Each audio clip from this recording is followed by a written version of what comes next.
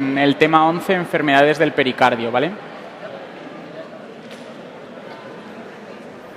Es un tema no muy importante, pero suele caer una pregunta, ¿vale? Vamos a ver todas estas patologías. Vamos a empezar por la pericarditis. La pericarditis, como su nombre indica, es la inflamación de la membrana que recubre al corazón. Se considera aguda si tiene una evolución menor de menos de 6 semanas, subaguda entre 6 semanas y 6 meses y crónica más de 6 meses. La aguda, la causa más frecuente es la viral, con muchísima diferencia. Puede ser seca o fibrinosa o con derrame. La crónica se divide en constrictiva o con derrame. Pericarditis aguda seca.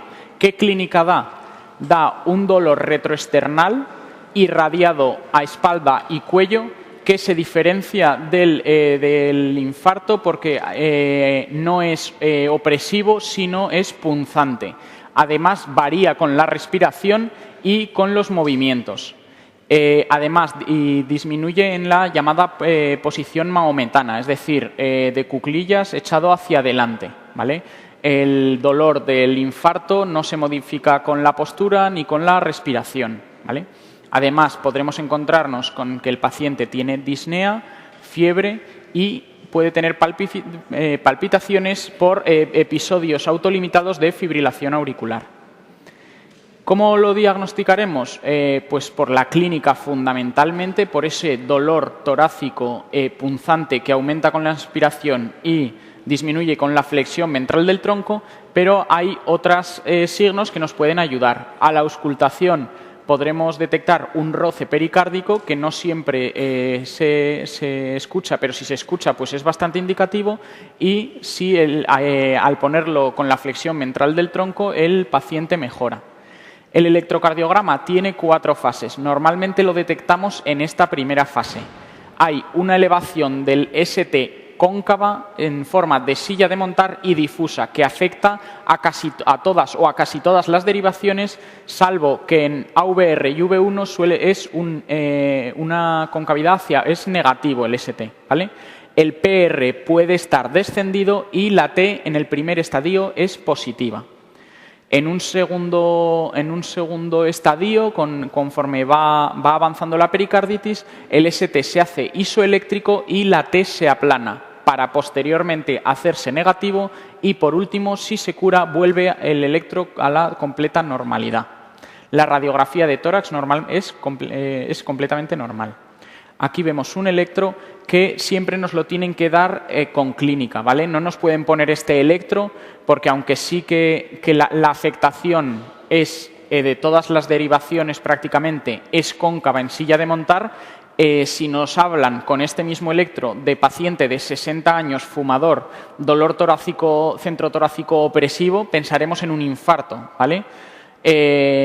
Pero si nos hablan de un joven con el dolor tipo pericárdico, este es el electro típico, ¿vale? La elevación difusa del ST y es cóncava. En AVR y V1 es negativo, ¿vale?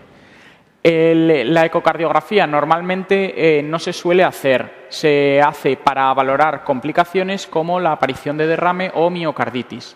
El laboratorio es muy inespecífico, con aumento de reactantes de fase aguda y si se produce una miopericarditis, si se afecta el miocardio, puede haber elevación de enzimas. Normalmente no se realiza un diagnóstico etiológico, consideramos que es tan frecuente la etiología primaria vírica que normalmente no se hace ningún diagnóstico. Si queremos hacer un diagnóstico, pues se pueden hacer mediante anticuerpos en enfermedades que sospechemos que la pericarditis sea autoinmune, si sospechamos que es tuberculosa, una biopsia o serologías virales. ¿Con qué hay que hacer diagnóstico diferencial? Pues lógicamente con el infarto. ¿En qué nos basamos? Primero en la probabilidad previa. El infarto será normalmente en una persona más mayor con factores de riesgo cardiovascular.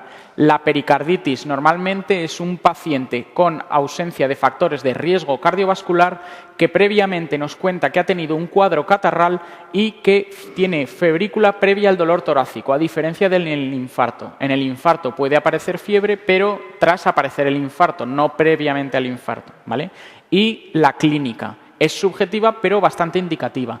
En el infarto es un dolor centrotorácico opresivo, no varía con respiración ni con la postura y se acompaña de cortejo vegetativo. En la pericarditis el dolor es punzante, se modifica con la respiración y la postura y no suele haber cortejo.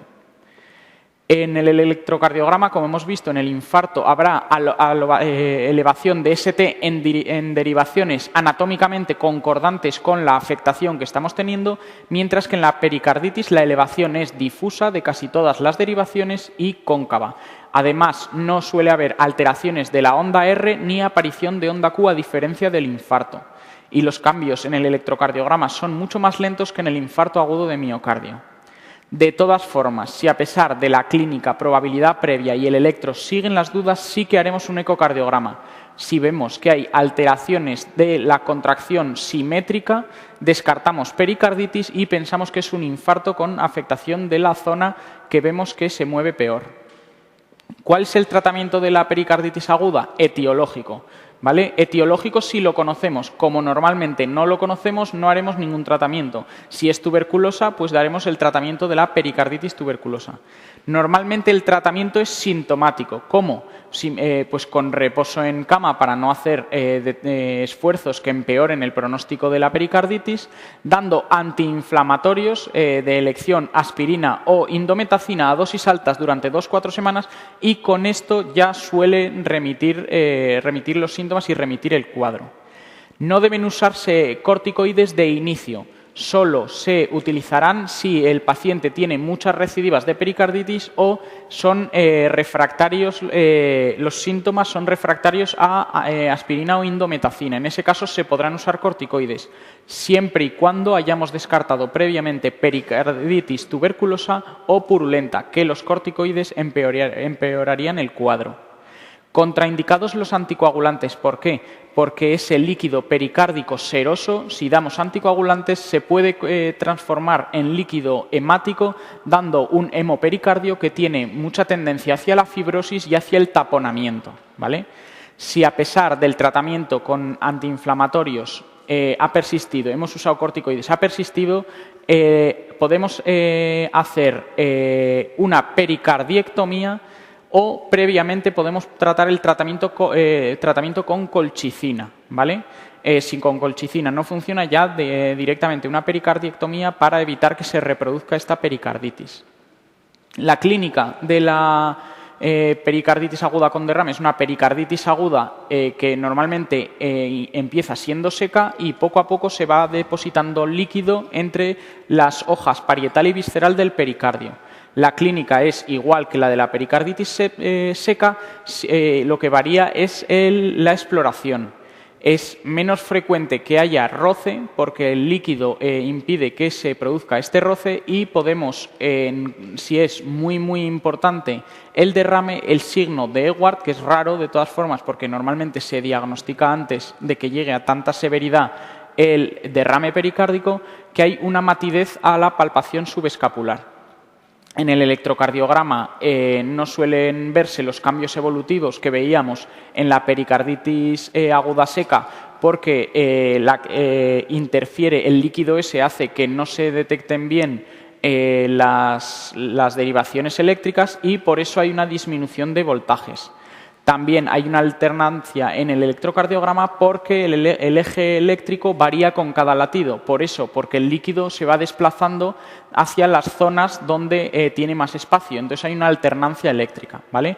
Aquí vemos que hay líquido porque los voltajes son muy pequeños, porque no se transmiten adecuadamente por la interposición del líquido, ¿vale? En la radiología veremos un aumento de la silueta cardíaca, como podemos ver aquí, que si hacemos un ecocardiograma veremos que no es a expensas del corazón, sino de lo que lo rodea, de este líquido que lo rodea, este derrame. Veremos los campos pulmonares claros, es decir, inicialmente no produce clínica de insuficiencia cardíaca, no es una insuficiencia cardíaca con una cardiomegalia, y en la radioscopia podremos ver que el corazón, si el derrame es muy importante, el corazón se mueve poco. El método de elección, como casi en todas las patologías, la ecocardiografía, que nos permite ver el derrame. El tratamiento es el mismo que el de la pericarditis seca, es decir, AINES o indometacina y si persiste, podremos valorar, si persiste muchas veces, corticoides, colchicina y pericardiectomía. Pero si el derrame es muy importante, habrá que hacer una pericardiocentesis para evitar que evolucione a taponamiento. También, cuando sospechemos que no es una etiología viral, se hace una pericardiocentesis para diagnosticar, ¿vale? Aquí vemos un corte de escáner en el que vemos el corazón rodeado de una gran cantidad de líquido. Esta es la imagen que cayó en mi MIR, que nos preguntaban en qué fase estaba, que ya vimos que era la diástole, y era un paciente con un derrame pericárdico. Una vez que hayáis identificado las cámaras que conocemos, aurícula izquierda, ventrículo izquierdo, ventrículo derecho y aorta, si vemos por aquí que algo rodea el corazón, eso es líquido. Pericarditis secundaria a lesión cardíaca, ¿vale? Es una pericarditis que se produce por una agresión que tiene el corazón. Puede ser postpericardiotomía, es decir, hacemos una ventana pericárdica y lesionamos el resto de pericardio y se produce una pericarditis. Un síndrome de Dressler, acordaos, síndrome de Dressler, paciente que un mes o así después de sufrir un infarto viene con clínica de pericarditis. ¿Cuál es el diagnóstico? Síndrome de Dressler. El tratamiento será el mismo que la pericarditis, evitando los anticoagulantes por el riesgo de hemopericardio. Síndrome de Dressler postinfarto y pericarditis secundarias a traumatismo. Etiología, pues se produce una lesión en el pericardio con acúmulo normalmente, si es un traumatismo, sangre en su interior. Y se produce normalmente un mecanismo inmune porque hay un ataque a los detritos que se han liberado con la lesión pericárdica, hay un ataque del componente inmune de nuestro cuerpo y produciendo esta pericarditis. ¿Qué clínica da? Suele tener una latencia de hasta un mes después de la agresión. Acordaos, por ejemplo, en el infarto, el síndrome de Dressler, da una clínica similar a la de la pericarditis. Fiebre más alta, porque se ha ido acumulando, tras esta latencia ha ido agravando el caso. Pericarditis, los signos clásicos de pericarditis, pero hay más tendencia a producir taponamiento y puede dar, según cuál haya sido la causa, síntomas a otros niveles, ¿vale? Normalmente con el tratamiento suele remitir en 1 o 2 semanas, pero es frecuente que recidive hasta 2 años tras la lesión. El tratamiento es el mismo que en estos tipos que hemos visto de pericarditis y si las recidivas son importantes, pues como en otras pericarditis, corticoides. Taponamiento cardíaco. ¿Cuál es la causa del taponamiento cardíaco? Cualquier causa de derrame pericárdico. ¿Qué es lo más frecuente? Una pericarditis idiopática o pericarditis de causa viral, un tumor que se asienta en pericardio y produce un derrame o la afectación renal. También se puede producir tras haber hecho un intervencionismo sobre el corazón y que hayamos producido alguna lesión que produzca una liberación de líquido que produzca un taponamiento, ¿vale? ¿Qué ocurre en un taponamiento cardíaco? Se produce progresivamente un acúmulo de líquido en el pericardio que hace que vaya aumentando la presión dentro de la inter o intrapericárdica.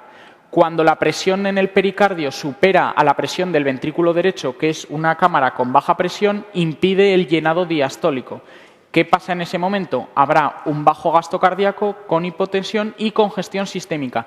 Normalmente no hay congestión pulmonar porque al fallar el corazón derecho no manda suficiente sangre al corazón izquierdo y por lo tanto no se acumula en el pulmón sino retrógradamente al corazón derecho. Congestión sistémica.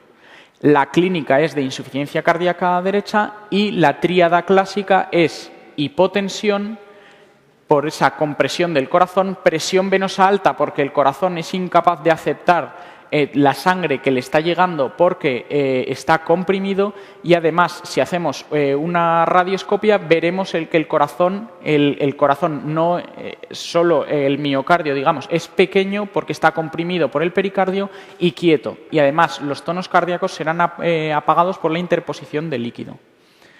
En la exploración física veremos una taquicardia con hipotensión, veremos el pulso paradójico, era la patología que más frecuentemente producía pulso paradójico, hasta en un 90% de los casos, que era, nos acordamos, disminución de la tensión arterial sistólica por encima de 10 milímetros de mercurio en la inspiración.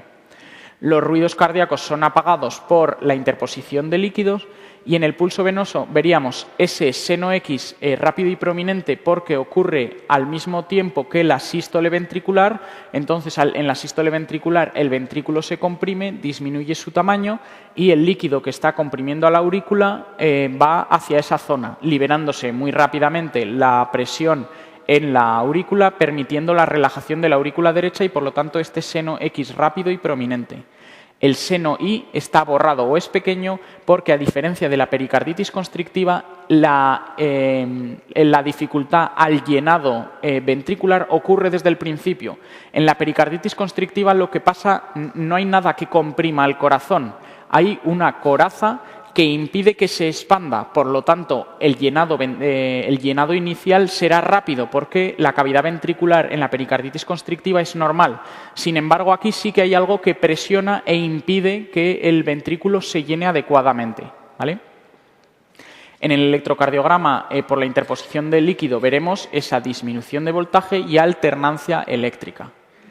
En el ecocardiograma es el diagnóstico de elección, detecta el derrame, mira cuánto grado de compresión hay de las cámaras cardíacas y valora la existencia del pulso paradójico. Normalmente no se suele hacer cateterismo, pero si se hace, se ve que las presiones telediastólicas están aumentadas. Lógicamente hay una dificultad al llenado diastólica. La presión venosa estará elevada, lógicamente, y el gasto cardíaco será bajo por esa compresión, ¿vale?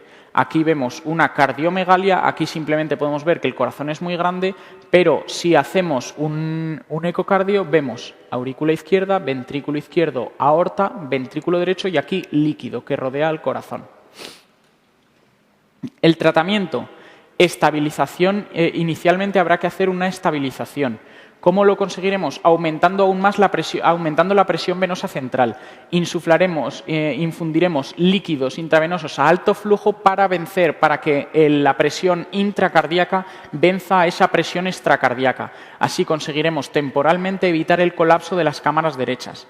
De todas formas, el tratamiento fundamental es el drenaje urgente mediante pericardiocentesis. Hay que hacer una pericardiocentesis de urgencia, si no el paciente con un taponamiento fallece. Si la pericardiocentesis es ineficaz o recidiva el taponamiento, habrá que hacer una ventana pericárdica para que, si se vuelve a acumular líquido, vaya saliendo por esa ventana. Otra alteración del pericardio es la pericarditis crónica constrictiva. Se produce una fibrosis, a veces calcificación del pericardio. ¿Cuál es la causa? Normalmente lo más frecuente es una cicatrización de una pericarditis previa, sobre todo en pacientes con muchas pericarditis de repetición, o también paciente con un derrame pericárdico crónico que termina haciendo que se fibrose el pericardio. La mayor parte son idiopáticas, antes eran de causa tuberculosa. Como la tuberculosis ha disminuido mucho en incidencia y prevalencia en nuestro medio, ha disminuido también las pericarditis crónicas de causa tuberculosa. ¿Qué ocurre? Se produce una coraza pericárdica que hace que el llenado diastólico inicial se produzca normal, pero el telediastólico, el final, esté impedido porque el corazón no se puede expandir, ¿vale? Entonces, a diferencia del taponamiento, el llenado inicial es normal porque la cavidad ventricular es normal. De hecho, es muy rápido porque hay mucha presión a nivel yugular, hay mucha presión y entonces, en cuanto se abre la válvula tricúspide, la sangre baja rápidamente, ¿vale? Estos pacientes, a diferencia de otros pacientes que tienen la diástole complicada, no necesitan diástoles largas. ¿Por qué? Porque esta coraza, por mucho tiempo que le demos al corazón que se llene, al ventrículo a que se llene, no se va a llenar más, porque esa coraza impide totalmente la distensión del ventrículo. Entonces, ¿qué pasa? A estos pacientes les sienta mejor la taquicardia que la bradicardia, ya que no se van a poder llenar mucho, por lo menos mandar mucha sangre por minuto, ¿vale?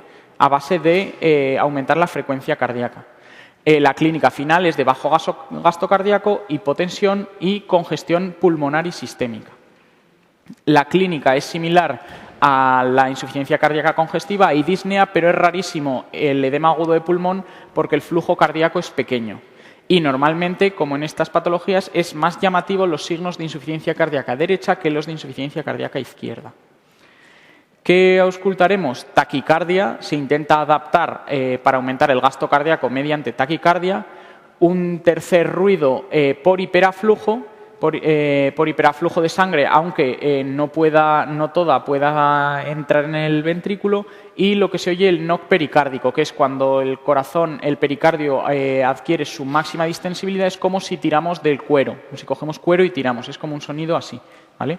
Habrá una distensión venosa yugular que aumenta en inspiración porque aumentamos el retorno venoso y el corazón no es capaz de hacer frente a ese retorno venoso, aumentará aún más se distenderá aún más las yugulares, y en el pulso venoso veremos el seno I brusco y el I profundo, y habrá un pulso paradójico en una tercera parte de los pacientes, ¿vale? También hay pulso paradójico, pero menos frecuentemente que en el taponamiento.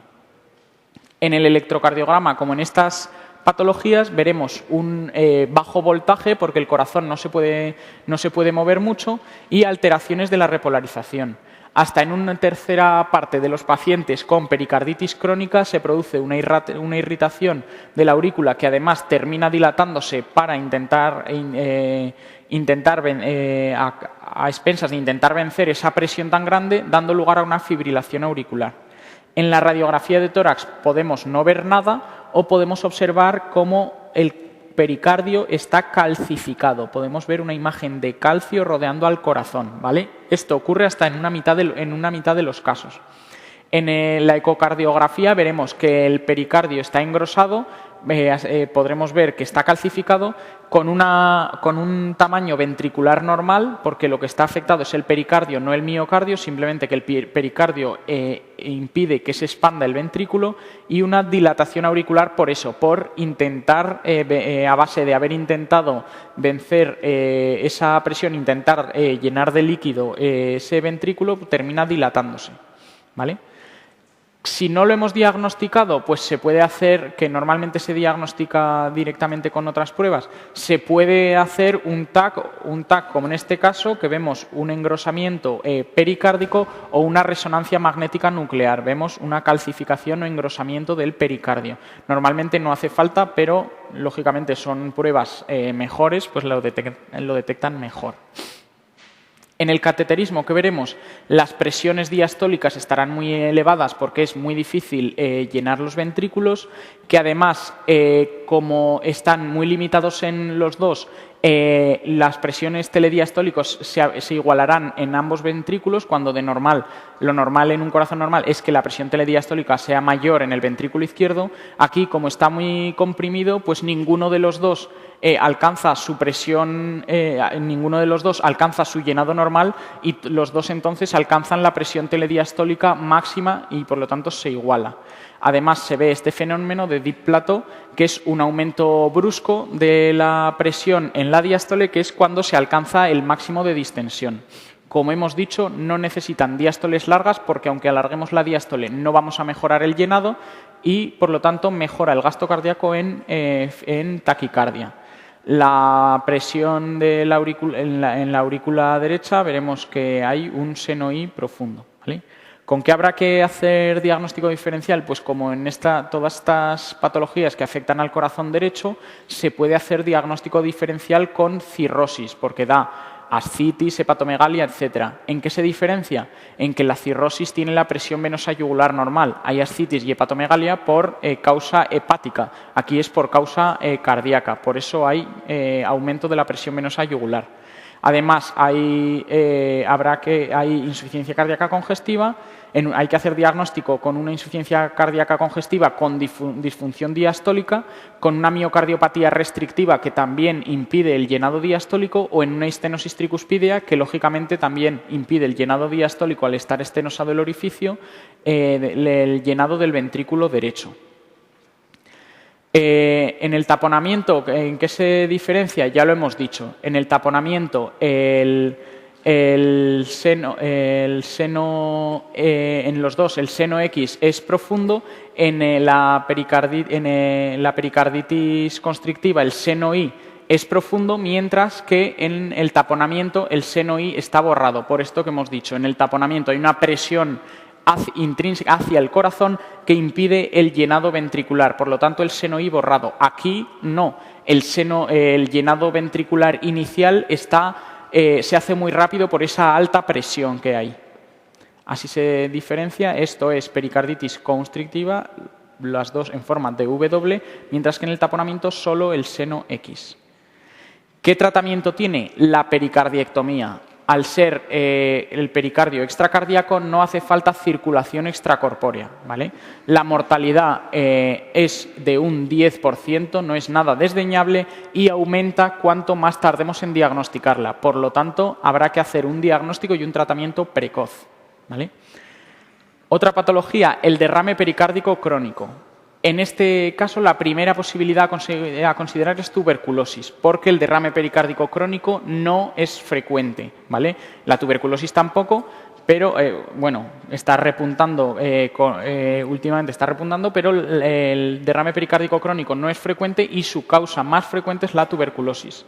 Si vemos que es un derrame pericárdico sanguinolento, normalmente es por una invasión neoplásica del pericardio, por tuberculosis o por escape de sangre desde un aneurisma, ¿vale? Desde un aneurisma aórtico hay una fuga de sangre que se va acumulando en el pericardio. Si no llegan, no aumentan mucho, no dan sintomatología y el tratamiento es de la causa que ha provocado este derrame, ¿vale? Pericarditis subaguda. La pericarditis, así como la pericarditis aguda, la etiología era viral. En la pericarditis subaguda la etiología es tuberculosa o por múltiples recidivas de pericarditis agudas que van haciendo cuadros más larvados. También en pacientes con insuficiencia renal o pacientes sometidos a radiaciones. Pensemos en el cáncer de pulmón o cáncer de mama, que se puede radiar el pericardio. La clínica, en función de la cantidad del grado de afectación del pericardio o del grado de líquido que haya, será de taponamiento y o constricción y es subaguda porque su evolución, como hemos dicho antes, es mayor de 6 semanas. El tratamiento, habrá que hacer si es una subaguda, se puede hacer una pericardiectomía precoz si evolución desfavorable, si no, podremos inicialmente intentar el tratamiento de la pericarditis normal y si no, el tratamiento de la causa si es tuberculosa. Si es de radiaciones y se va a cronificar, pues podemos hacer la pericardiectomía, ¿vale? Antes de que progrese a pericarditis constrictiva. ¿Qué otras enfermedades del pericardio hay que son raras? Anomalías congénitas, como ausencia total del pericardio, que generalmente no da clínica, se detecta de forma espontánea cuando se hace un ecocardio o un escáner por cualquier causa, o un defecto parcial del pericardio izquierdo. Esto puede ser más grave, es muy raro y suele ser asintomático. ¿Pero qué puede pasar? Como el defecto solo es parcial, parte de la aurícula izquierda puede herniarse a través de ese defecto del pericardio, dando lugar a una muerte súbita. De todas formas, es muy raro. Quistes pericárdicos, quistes a nivel de pericardio, lo más frecuentes en el ángulo costofrénico derecho, no suelen dar síntomas. Patologías muy poco importantes, nunca preguntadas y no parece que los puedan preguntar esto nunca. Tumores pericárdicos. Hay, como en todo, primarios y secundarios. Lo más frecuente es secundarios, como en los tumores cardíacos. Y son secundarios a neoplasias, que ya sean como en los tumores cardíacos, pulmón y mama, o linfomas y melanomas, ¿vale? En primarios, el más frecuente, el mesotelioma, ¿vale? El cuadro clínico de los secundarios es el de los tumores malignos, con un derrame que no termina de curarse, que frecuentemente es hemorrágico por rotura de algún vaso y que con gran frecuencia, por el acúmulo progresivo de líquido, terminan produciendo un taponamiento.